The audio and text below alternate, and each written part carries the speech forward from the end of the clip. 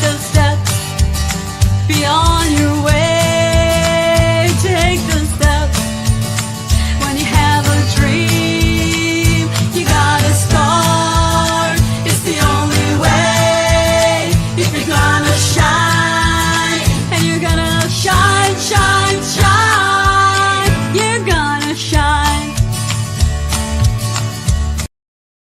And welcome to the Ranch 2026 version. This is our second episode in 2026, and this is actually episode 82. I gotta start figuring what I'm gonna do when I get to 100. And we are brought to you by Blast Music 24/7. And I gotta tell you, Blast Music is going places. For all indie artists, we now have our own magazine. We have a radio station with curated radio. So we pay our artists, we take care of our artists. So indie artists is where you want to be. You want new music, you've got to check out Blast Music 24/7. We really have grown this year. So we're ready to launch a whole, I shouldn't even say anything because we didn't launch our new site yet, but look out for it. It's going to be great. All right. And we are brought to you by Hotel Universe, because video is everything in this business. You got to have something visual, and you tell them Randy sent you and they'll give you a good deal. To the max advertising. Again, you need logos. You need to be branded. We don't compete with each other, but we need to be competitive with each other, right?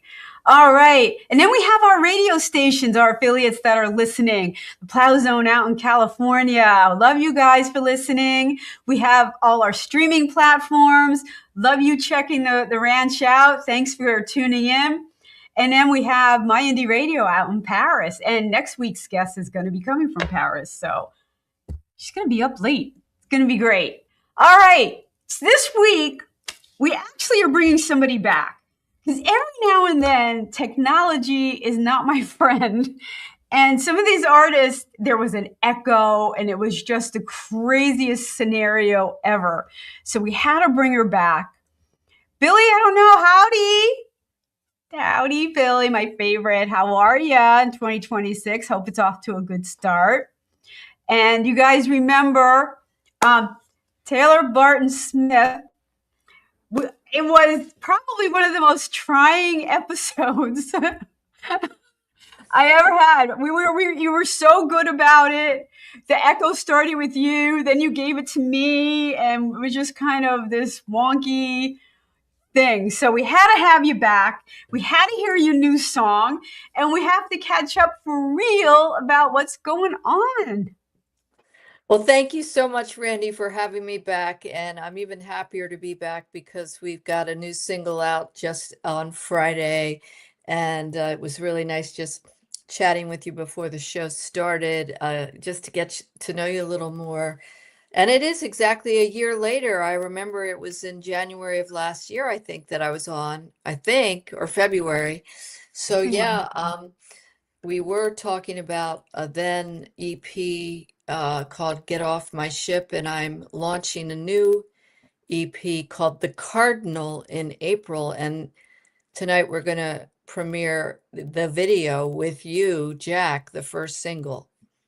Oh, it's very exciting. Very exciting. So now you have had quite a career, and you've had some special roommates and things like that. Can you tell us a little bit about that?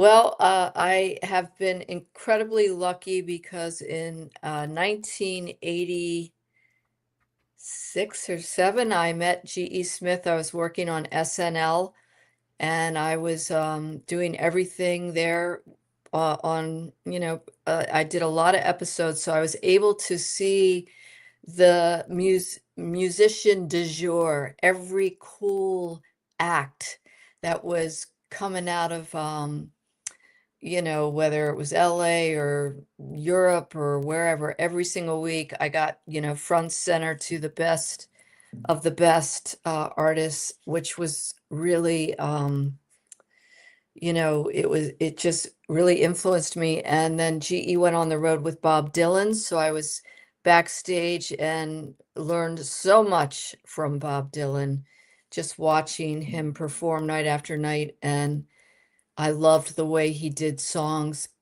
differently every single night, maybe sometimes in different keys, I loved that he was all about being uh, married to his muse and not to what later became, I guess, in the 2000s when everybody was addicted to fame instead of making good music. Um, Bob was a real troubadour and taught me to protect your craft and protect your art. So that was a really Oh, unbelievable experience. And since Bob Weir just died, wait, so didn't he have terrible stage fright, Bob Dylan, at some point? I think he did, but that was before I knew him, maybe. But Okay. no, not that I never saw him have stage fright. No, he just didn't like the people assigning, all kinds of labels to him. He just wanted to be pure. At least that's my opinion. Okay. Um, but and because of that and being sort of front and center in the pinnacle of rock and roll for some period of years, I was reflecting back because Bob Weir passed this weekend, and I Right, right. loved Grateful Dead, but I spent some time with Bob Weir in early 2000s. I guess we were out in Mill Valley, and he was such a gentleman, and I really felt sad when that he's gone, but he has left a huge legacy, and I've been around who's who in the music business. So carving my way as my own artist and, not necessarily winning Grammys or having hit songs. I've been slow and steady. It's been a slow burn, but I've been at it for 40 years. I'm so proud that I still am making music and that I get to be on anybody's show. It's always an honor, and it's always a special gift to play for people. Hmm. I just I'm all about who can I touch tonight? What's going to resonate for them?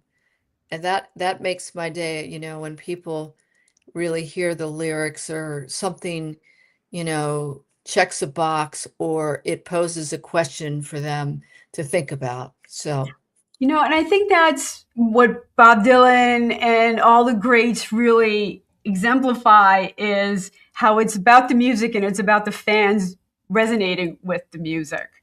You yeah, know, all the other stuff is really extraneous and distracting. it is And for me. I mean, I'm a avid fan of all singer-songwriters. I love the genre. I love all kinds of music, but I just was really hooked on it as a young teenager. To me, it was religion. I solved a lot of my own problems listening to other people, sing about their problems. Like, I listened to Joni Mitchell, Neil Young, probably the Dead, and I stacked up the records at night and would fall asleep listening. Ladies in the Canyon, Harvest Moon, and then I'd be asleep with Grateful Dead piping in who knows what. So I loved it. I know. I put my records on too, and then my mom would yell at me, "You turn it down." Yeah. And I turn it down, and then there's a way that you can loop it, like it'll continuously play Yes. as you go to sleep. Some of the albums, the good Yeah. old days. So, So and you have that kind of experience. So when you relate to something, you hear a story about an injustice, you write a song about it. yep. That was the first video you're going to play. I read this article 2 years ago. I'm in South Florida about a Lyft driver who who picked up this passenger and he went missing. And so the story was continually every day, where is this man? And eventually they found the car, and then eventually they found his body, and then eventually they found the passenger. So I took some liberties and wrote the song from the narrative of his loved ones that were left behind. And, what I really embraced was this was a man who was a senior who was just doing his job. He was going out to work. See you later, sweetheart. I'll be back. But I'm just gonna go do my job and be a Lyft driver. And I was just really touched by it. It just was, and I'm also constantly just shake my head at the senseless violence that's going on in the world. So he was the Lyft driver. He picked up somebody that actually wound up killing him. Correct. Yeah, that's so terrifying because, the days of hitchhiking are over, thank God. And now we have Lyft and Uber and all this stuff, and it's almost just as frightening. It's frightening, and it's frightening from both sides too, because you've heard stories about passengers having issues, but this was, like you hear cab drivers and people try to rob them, and I think this was a robbery gone bad. I didn't really, I more zeroed in on the loss, and that this man was just going out an ordinary day. So yeah, and it's called Jack. And I did contact the papers that wrote the story. And I was like, oh, I'd really like, if you could find the woman, the girlfriend that was left behind, just to give her this song so that something to comfort her. Oh, did you hear from her? Not yet. I just sent the press release to the papers recently, so. Oh God, we have to listen to this. The full lyric of Jack. And I think for the first show that you're interviewing on to show it. So I'm proud of that. Yes, it's a debut on right here on the ranch.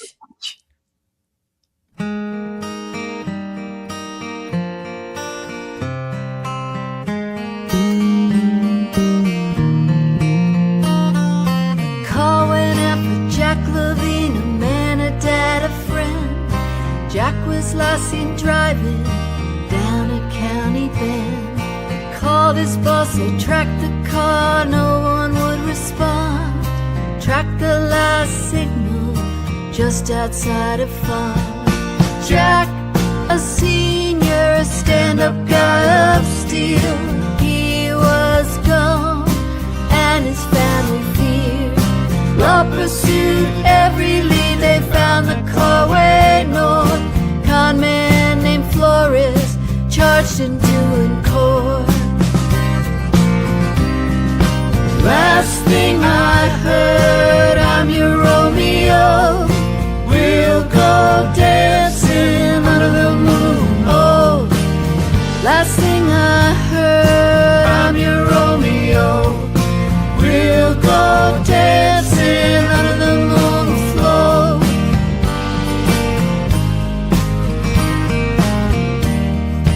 Flores was a wanted man out on the run. Flagged Jack down, then flashed a gun. Looked straight ahead, just need a ride. Jack fought back, somewhere later died. Last thing I heard, I'm your Romeo. We'll go dancing under the moon. Oh, last thing I heard, I'm your Romeo. We'll go dancing under the moon flow.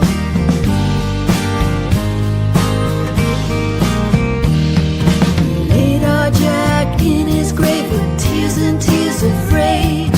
Sick and suffering Flores was put back in his cage. All the time I ask myself, why? Mantra that never ends, never to subside. I miss Jack, day after day. Here I stand, with flowers at his grave. I miss my Jack, day after day. Here I stand, with flowers at his grave. Here I stand, with flowers at his grave.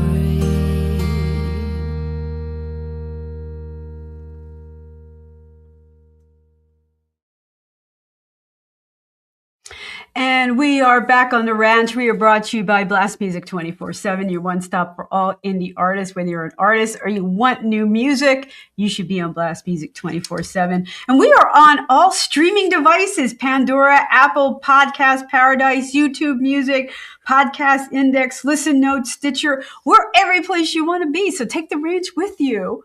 It's good for car rides, everything like that. And you want a good story? We're here with Taylor. Now, we've got some people watching. So thank you for tuning in, everyone. And this is live and interactive, so I can see your comments. For some reason, they're coming up late, but that's okay. We'll go back to Billy because he's a deadhead. And Billy, of course you're a deadhead. I had no doubt about it. So yeah, it's a sad week for fans. But we're here with Taylor, and you are a storyteller in your own right.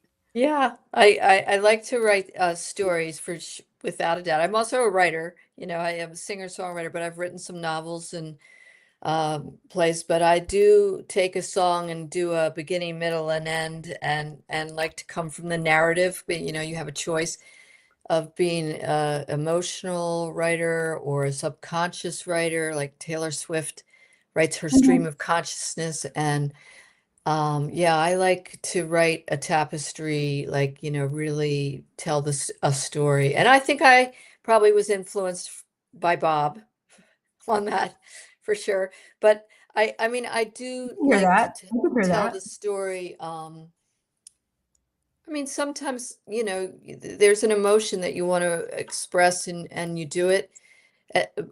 Without a doubt, I write songs like that, but this one was definitely, a ballad. Right. And you could hear Bob Dylan, the folk undertones, Yeah. for Yep. that narrative. Yeah. Yeah, I like that. So what books have you written? Well, I've written 4 books over a long period of time. I wrote a book called Hot-Headed Saints, which came out in 2006, and it's a story about a murder-suicide that takes place in the Hamptons, and um, it's told through the eyes of a woman firefighter who comes to the scene and ends up with the left children. So that's one book. I wrote a book called Pedro and Pip, a rock and roll odyssey for eco kids. It was all about a rock and roll octopus who was washed out by an oil spill, and a little girl comes along scuba diving and meets them, and her father happens to work for an oil company that was responsible, and he gets her to go and clean up the ocean, and then there's a big concert, and there's 13 songs with that. And that came out, and that was bought by Discovery, and I wrote a curriculum for a 2-week sustainability class for kids in the middle school.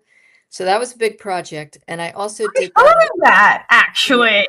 Because Yeah. I worked in the middle school, for a million years, and I've heard of it. Yeah, and I had originally, when I first did it, I did it as a play in New York City as a musical, and it got optioned by Disney, but it didn't get done.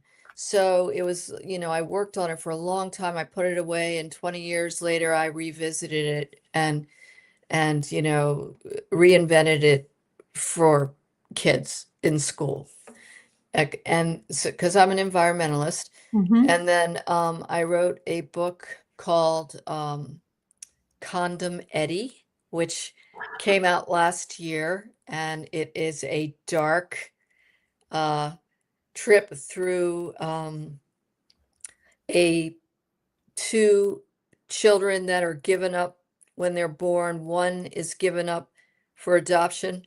The other one stays with the mother, who is a drug addict, and it's like nurture versus nature. And Yep.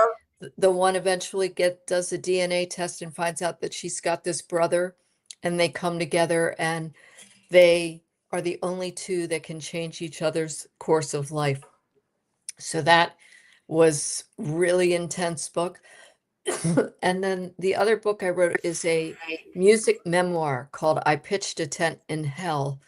And it is sort of it's not a like straight timeline of my songs. It's more this song came about because of this situation, but it does sort of take an arc through my life. And it's on Audible, so you can hear, I narrated it. You can hear me, I write little vignettes, and then the song follows, and so those are the four. And I did a lot of plays when I was younger in the city. One was called the Eric Clapton Breakfast Club, which we did as a one act. That was not a musical. That was hysterical. And yeah, I've done a lot of writing, a lot of songs. Yeah. A couple of films.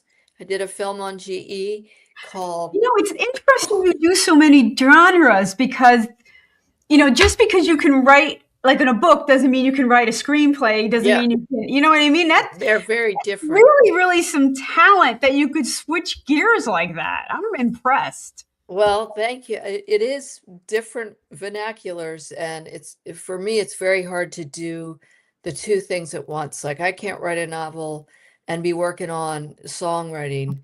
It's working your brain in a different way, but Yeah. I come from a writing perspective. That's the center of everything. Like the best day for me is when I've just finished a song. I love like that full circle. You and I are here tonight. My videos here, the songs out. But truly, I am like, when I finish a song, I'm like, oh, this is so good. I just feel good. It makes me feel so connected. I always wanted to do that. Because I am like you. I tell stories and I try to give it upbeat and stuff. And I shared one of my stories with you before, and I always wanted to line them up because they really do tell my story, Yeah. I try to make them up, everyone can twist them into whatever they want. And, but we do all have a story. We all have a story. And as some people think, oh, I don't have anything to say. Well, I took a course one time with a writer, and he got in 7 weeks 30 pages out of each one of us, and everybody's story was so amazing. So amazing. And they didn't think of themselves necessarily as artists or actors or writers. And I was just like, wow, and the most unique people have the most interesting, compelling stories. You don't have to be like some big, huge, presence. You can be very a quiet force without. So, yeah. And I actually had just finished an online songwriting course for people who don't want to be superstars or have delusions of grandeur, but maybe want to take some of their ideas of something that happened to them and maybe try to make it into a song or something like that. So that's where my course is coming up for the, the non-songwriter, how do you take your idea, and now add some beats to it, make a little melody out of it and stuff. So I had a lot of fun with that. So I'm getting ready I did a soft launch and I'm getting ready to do a hard launch maybe in February. Excellent. I did a writing course this summer. I thought I was writing an article for something completely different. And within 2 weeks, I was like, this isn't working. So I ended up writing a song, but everybody else was a writer. So they were fascinated with this way that, I first wrote the lyrics and then I came back with, banging some melody. Here it is. And then by this, 6th week, I was like, here's the song. And then they were all really good poets. So they're like, you might want to like think that rhyme through, like, they added, and it was like when you had 6 people on it, it was brilliant. When there's more, that it's better. That's exciting. Collaboration is a whole different animal. People who can collaborate well embrace the edit. You know, Yes. some people, they bleed and they're like, "This is my song," and you tell them Yeah. that line isn't very clear, and they're like, "What do you mean?" Like, Yeah. and if you could Well, just clean it up a little bit, it would yeah. really Try not to get too right home. attached. Yeah, you can't. You can't Yeah. because you're the only one attached and it's not resonating. You got to think Yeah. of your fans, and those are the people who you can really collaborate with and, you know, um, take you to the next level with things. Yeah. No, I mean, when you put two or more on it, it's just bigger, it's better. I mean, you can write beautiful things alone too, but um early in my career, I did all these workshops at ASCAP up in Mhm. in in New York, and they were constantly trying to get songwriters to work with other songwriters because they knew it was going to be better. And in the early 90s, most uh, the songwriters were writing for the singers. The singers were coming to the songwriters for good material, but then the singers decided they're songwriters, and the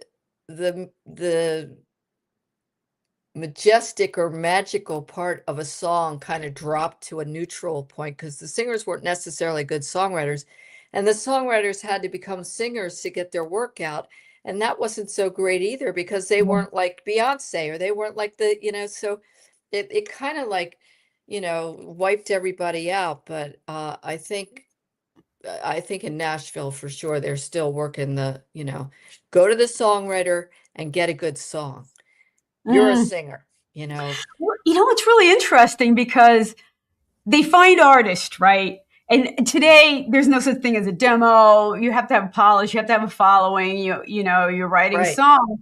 But then after that, they're going to songwriters. Like even Adele, like how many of her songs is she totally written on her own?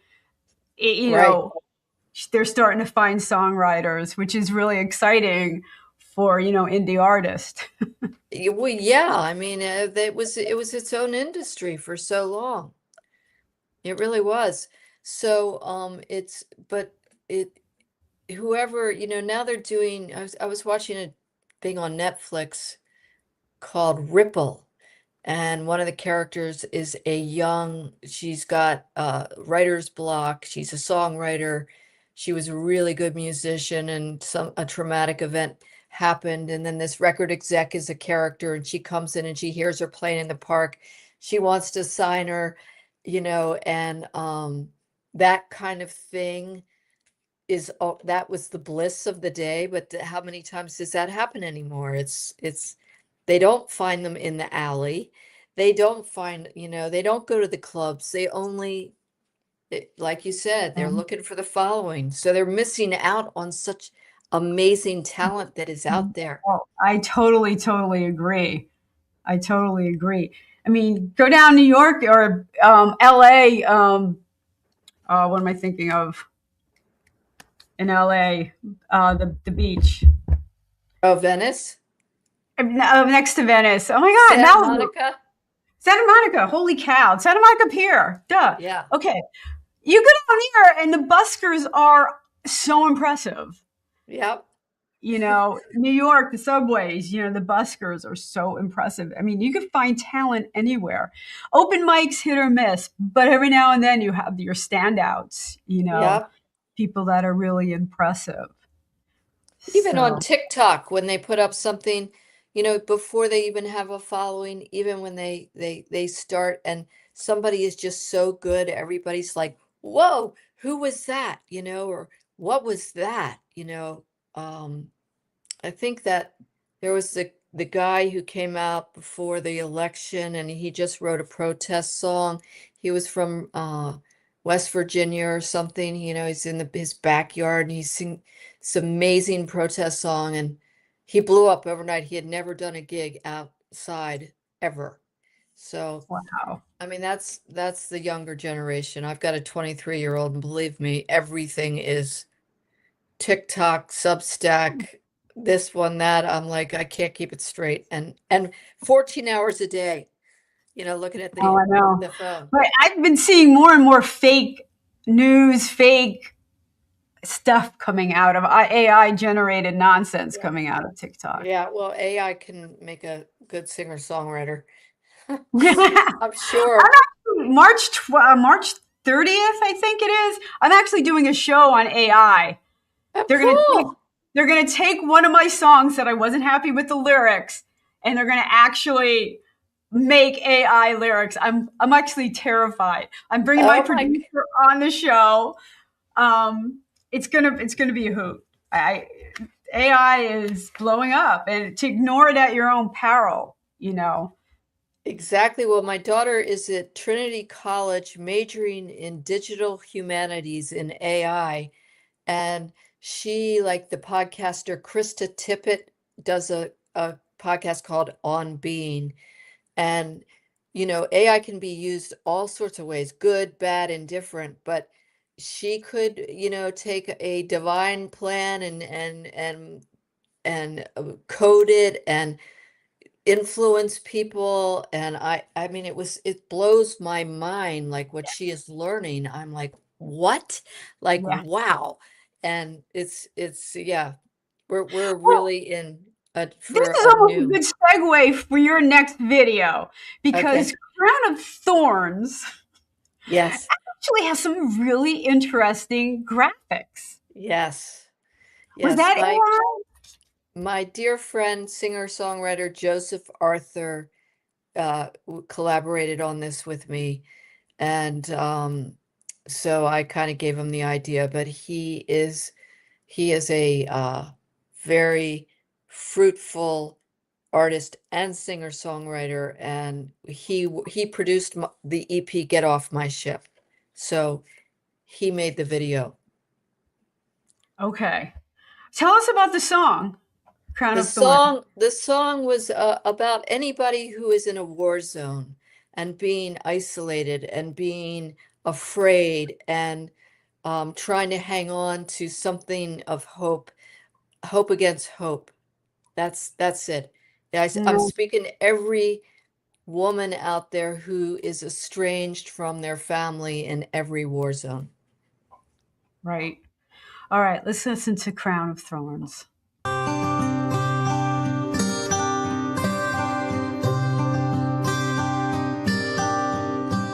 A shroud lays of mist and fog, confusion of a howling dog, isolated, so afraid, hanging on to the faith.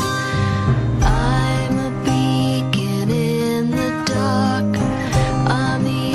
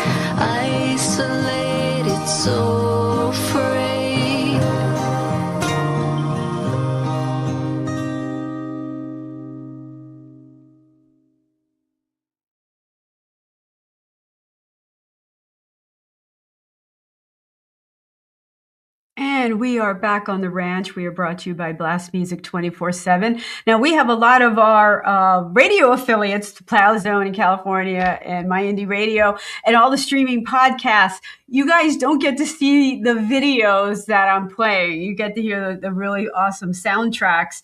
But that had a really cool graphic, a lot of line figures, and very colorful imagery that kind of go along with that. So you might want to check that out at some point. Very different, very unique way of illustrating the point of that. Yeah, he did a beautiful job, and it's on YouTube, Crown of Thorns. But he did such a beautiful job, and he himself, Joseph Arthur, he wrote In the Sun and Honey in the Rock. He was discovered by Peter Gabriel, and he paints when he sings and plays. He's amazing. And so he's in museums and in venues. He's That's everywhere. cool. Yeah, he's very cool. And We- I love him, and he's fantastic. There's a venue, Cafe Artiste. It's near Asbury Park. And what they do is they have all the songwriters, but they have an artist in residence who's painting and illustrating as the artists are performing, which I think is really cool.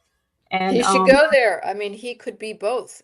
Yeah, he was doing it the same. That's amazing. Yeah, no, he does. He plays a lot in the city at City Winery, and he always has a tapestry. And actually, City Winery has all of his paintings all over their walls, and he'll go to galleries in Europe and go in and do a gig, but paint while he's there, or do a show of his things.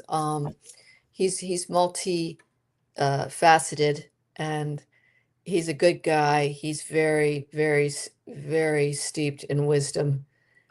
Well, Billy thinks your song is really deep, and I agree. That was really, very moving. Thank you. Of Thorns. And I think we forget how tied music and art really are. Because you think of the old album covers, Yes. the limited, you would buy it just for the cover, like, oh, what's the music about? And you just love, the artwork that went with it. It was always big part of the package. The lyrics, the art, who's going to do the album cover, who's going to take the picture. As you get older, it's like, I don't want a picture of myself, and I don't want to be in a video of myself. It isn't about that, because your brain and your mind is always youthful, but I admire everybody who sticks with it. Like, I think Emmylou Harris is out on the road right now, and when I was about 30, she was playing the Beacon in New York, and she was around 49. It was the Wrecking Ball record. I remember that. And she was warming up. We were backstage because maybe Dylan was playing after, but I thought to myself, oh, I want to be like her. I want to be singing when I'm old. And she was only 49. Well, now I think she's like 79. And I'm still like, oh my God, I'm going to have to like make it to still be singing at 79, and I hope I am. It's funny, Cher, it's like, I don't want to be an old school rocker. And I remember her saying that. Yeah. And here she is, she's still on tour. Like, she's still an old school rocker. And I felt like, why? I mean, I want to go out with a microphone in my hand. Yeah. People want to die on the bandstand. Oh, I know somebody who almost did. My friend, AK Cody, like literally had a heart attack on the stage. Oh God. He survived, but yeah. Mm. Well, yeah, let's try to stay healthy and alive. I mean, so many people are going right now that made rock and roll. I mean, the pioneers are going out left and right.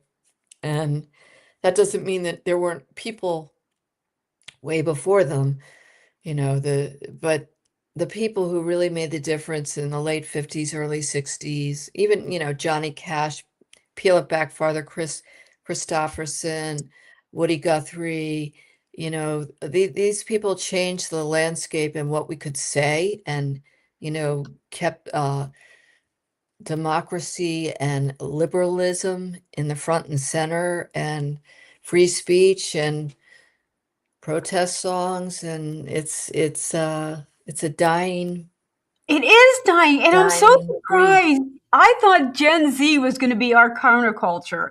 I thought they would find their voice. They're so They're angry at us, you yeah. know, the boomers and Gen Xers for ruining everything, and but we're the great protest songs. Get angry, like Well, I I don't think people know. are starting to come back to them. I mean, I know they are in Europe for sure. I have a really good friend who's a singer-songwriter in Germany, and they were writing protest songs last year. And with Brian Eno, he did a songwriting course, and that was the exercise. Cool. But my daughter's a Gen Z, and they're angry at the world because they Yeah, feel unsafe, and yeah. they lived through COVID, and so they didn't have the normal milestones, the proms, the college uh events, the everything. They missed it, so they're socially uh dwarfed. They are. And They're immature. Like they lost like 3 years of they did socialization, they did and they're not get the socialization that they needed, and they didn't get to experiment in no, any way. So no. they're terrified. They're at the most anxious group. I agree. Gen Alpha is not much better, but Gen Z, the most anxious group, and I guess that's why they haven't quite found their voice yet. No, But but I think they will. Like I I said, my hope daughter so. studied I hope digital so. humanities. I'm curious to see what she does, but they're definitely behind. I mean, none of them wanted to get their driver's licenses. Yeah, I yeah. could It's not wait. weird. Yeah, it was the weirdest thing. I because I was counseling in high school on help kids transition back, and the administration have high expectations of them just walking back in, and I tried to tell them it wasn't going to happen. Yeah, And these kids didn't want to drive. They didn't. They became pack animals though, which is they're very inclusive. They yep. travel in packs. They Yep, they do interesting. everything online. They have their parties online. Yeah, I yeah, mean, they literally get together online, and they drink wherever they are, and they party and they watch movies together, but they do not sit cross from each other and look each other in the eye. It's yeah, all like they'll text them and then look up, text and look up. They're really missing that connection, yeah. but it's They are. connected for them. Yeah, it is. This is as close as they're going to get. So Yeah. it's going to be interesting. I know they're going to start AIing something. They're going to start AIing some protest songs really soon. Hopefully, we'll Yep. see that come out. Look out. Look out. It's kind of okay. This is kind of a segue. This is a terrible segue, but it's all I got. Get Off My Ship is kind of a protest song. It's a total protest song. It's totally a Uh, protest song. It's like, you heard of that ship has sailed. It's like, okay, that ship has sailed, but get off my ship. Like, I've it had enough. is. I've had enough, and I'm ju- just get off the, yeah. And even I wrote it before the election, I guess in 2020. And I grew up with only women. There were four girls in my family, no men telling us what to do. The patriarchal psychology was not a part of anything. I went to an all-girls school. So for me, when we were hearing some of these things about, regulating women's lives and their bodies and their periods and I was just like, what? So this song spoke to that. This song speaks to people who just push too hard, who are users, who are, blatantly crossing boundaries, and we can hear it, and you will get it. Yep. All right. So again, there's some cool graphics here. I know there are online listeners aren't going to be able to hear it, but it's a really cool song. Let's listen to "Get Off My Ship."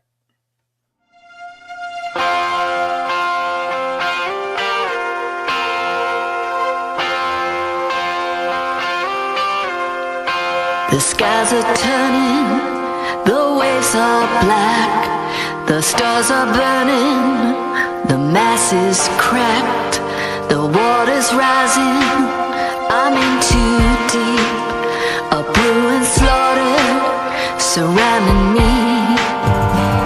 Get off my ship, you're causing trouble. Get off my ship, I'm seeing double. Get off my ship, you're a traitor. Get off my ship, I'll see you later. I clear the decks, I see the harbor. I'm not shipwrecked, can travel farther. I'm boarding up, secure the hatch. I'll try my luck with a better catch. Get off my ship, you're causing trouble. Get off my ship, I'm seeing double. Get off my ship, don't need your favors. Get off my ship, I have a savior. Here comes the tsunami, I'll watch you run, you're a zombie. Here comes a rogue wave, it'll drag you to a dark grave. Get off my ship, you're causing trouble. Get off my ship, I'll see you double. Get off my ship, you're a traitor. Get off my ship, I'll see you later. Get off my ship, you're causing trouble. Get off my ship, I'm seeing double. Get off my ship, don't need your favors. Get off my ship, you're a failure.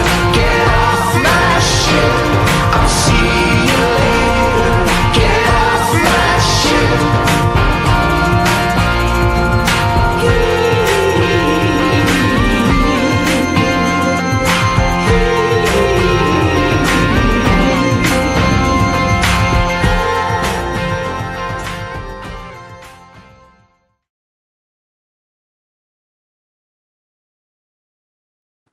And we are back on the ranch. We are brought to you by Blast Music 24/7. Now, look, if you have any indie Americana artists out there listening and you want to be on the ranch, just go to my website, spelled my name right. It's an IE, Randy, IEONEIL.com/shows. Fill out the form, and you too could be on the show. And we have a Valentine's show coming up. If you have any love songs or anti-love songs, Taylor, get them to me. I do. I'll send you one. Get them to me because the first 2 weeks in February, we're going to do the love songs and then the anti-love songs leading into Valentine's Day because not everyone loves Valentine's Day. Does it have to be a video or just a song? It could be an MP4. You can embed it. An MP4 of a No, song. no. For the show, I'll take an MP3. It'll be an Okay, MP3. Okay, I got one called Take Me. That's coming out too, actually on Valentine's Day. Nice. Send it to me. Okay. Get it on the show. Is that a Valentine song or an anti-Valentine? It's a Valentine song. All right. Bring it on. Okay. So right now I'm getting a lot of love songs. Last year I got almost all anti-love songs, so it's interesting. yeah, love is where it's at because the rest of it, I don't know. Well, everyone's got a good breakup story, so Well, that's true. It's breaking up. Yeah, I never was good at it. I'd like to know somebody who is. Well, we have our people listening really are clapping at your last song. So Oh, we got thank you. getting some comments on social media. So that's cool. People like that one. So now you've been releasing singles. Where can people find your stuff? Spotify, I'm on Apple Music, I'm on Amazon, YouTube, the traditional places. This is like my 13th project since 1995. So I started in Tower Records, and I guess the premier spot now is Spotify, or I don't even know what is uh, the most accessed music site, but I think it's Spotify. Um, Well, people look at Spotify or YouTube, I think, yeah, or and YouTube. that's where we don't Yeah, I make mean, money from either of them. So yeah, so it's Taylor Barton, Apple Music, and if you go there, you will see right under before Taylor Swift. We've got to give her a hand because she brought me back in front and center. Um, Even though I wish I had written some of her songs. But yeah, I've been around. yeah, that's really cool. That's really cool. And you have some good videos to go with your material too. You don't play out much. I haven't I played out a lot in the 90s, 2020. And then after COVID, I just like slowed down and I want to play. I want to go on tour. I really want to go to Europe right now. That's my Mm, dream. I was just in Ireland, and I saw some of my favorite people like Beth Orton. I don't know if you know who she is. She's an English singer-songwriter. Steve Earle. I know Steve. I was like, oh, it would be fun to go do Ireland and then go do England and then drop down in Germany and Amsterdam. And I have another singer-songwriter friend, a girl named Heather Nova, who is really well known over there. So I'm kind of asking around people who tour over there, hey, can I go? Do you need an opening act? mhm. Or just go. I mean, you could probably just turn up and show up in places, but That's with what I did COVID, actually in Ireland. I was just there for sightseeing, and I told people I would play, and they were like, "Oh, come on up on stage." And I wound up doing a couple sets in Ireland. It was yeah, it's fun, right? Well, Dublin is yeah. fantastic. I mean, I just loved Dublin. But there's Cork, and so that's what I want to do. I want to get back out there. And COVID just stopped me in my tracks when it came to that. But I also did a lot of creativity. I made, the two EPs. I wrote Condom Eddie, the book. I produced GE's record, Stony Hill. I made a video for them. I made a bunch of videos, so it wasn't like I wasn't working, but I just wasn't in the bars playing. And that's always really fun and I mean, there's nothing better than to sit in front of an audience and play your songs, but it's on my to-do list. I'm going back on the road. All right, Taylor. So we're gonna find you hopefully on the road really soon. In the meantime, we're just gonna have to go to Spotify and all those other streaming platforms and Yep, find you.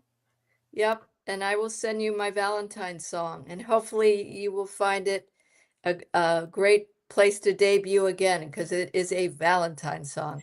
All right.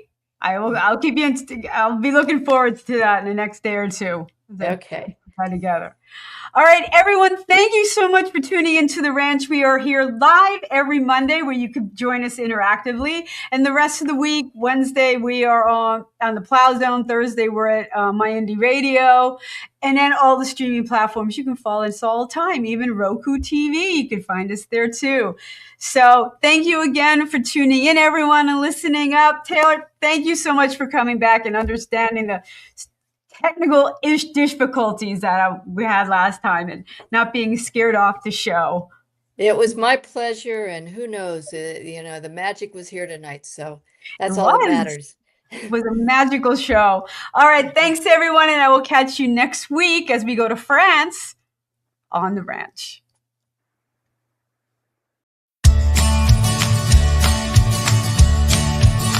I'm on the road, don't know where it goes. I'm on the road, follow your heart, it won't let you down. Follow your heart, take the step beyond your way.